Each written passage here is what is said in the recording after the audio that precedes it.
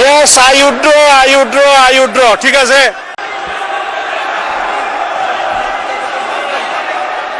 Yes, I Woodrow, ঠিক আছে।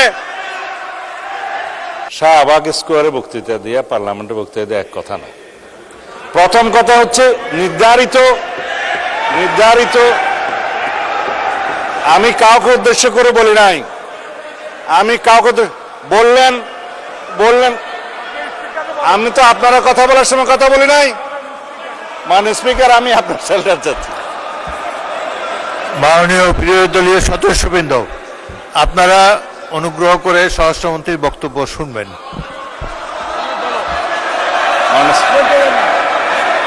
Yes, I Woodrow, ঠিক আছে।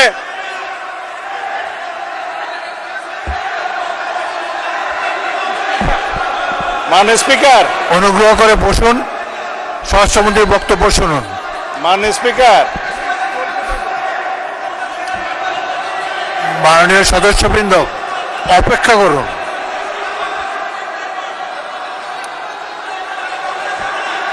মাননীয়, এক মিনিট বসুন। মাননীয় সদস্যবৃন্দ বসুন। মাননীয়, জাস্ট হোল্ড অন প্লিজ, আমার কথা শুনুন, লিসেন টু মি। মাননীয় সদস্যবৃন্দ, বলো।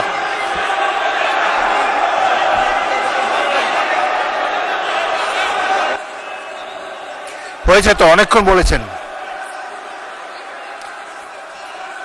এখন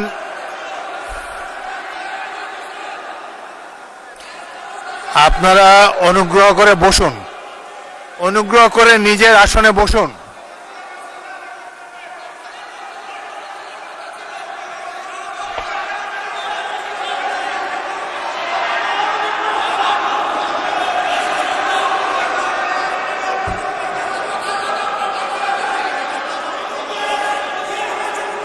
মাননীয় সংসদ সদস্যবৃন্দ,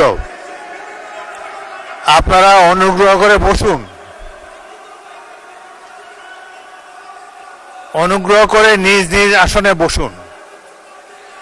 কথা বলার তো অনেক সুযোগ আপনাদেরকে দিচ্ছি।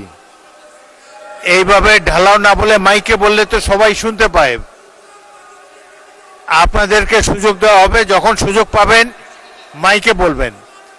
আরেকটি কথা আমি বলতে চাই, যেখানে আপনাদের বিরোধী দলের চিফ হুইপ দাঁড়িয়েছে, সামনের সারির সদস্যবৃন্দ দাঁড়িয়েছে, তখন অনুগ্রহ করে পিছনের সারি থেকে বক্তব্য দেবেন না।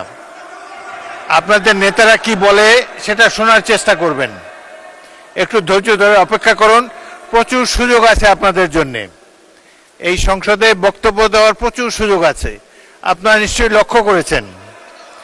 এটা তো আওয়ামী লীগের আমল না, এখানে আপনারা ইচ্ছা মতো সরকারকে ক্রিটিসাইজ করতে পারছেন। আরেকটি,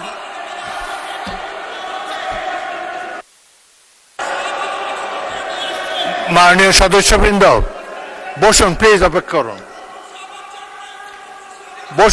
বসুন।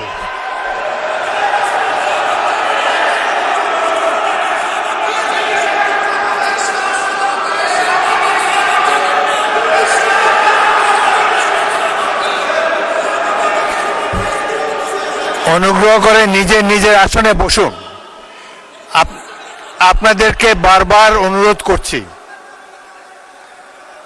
আপনাদেরকে স্পিকারের আসন থেকে বারবার অনুরোধ করা হচ্ছে, অনুগ্রহ করে বসুন।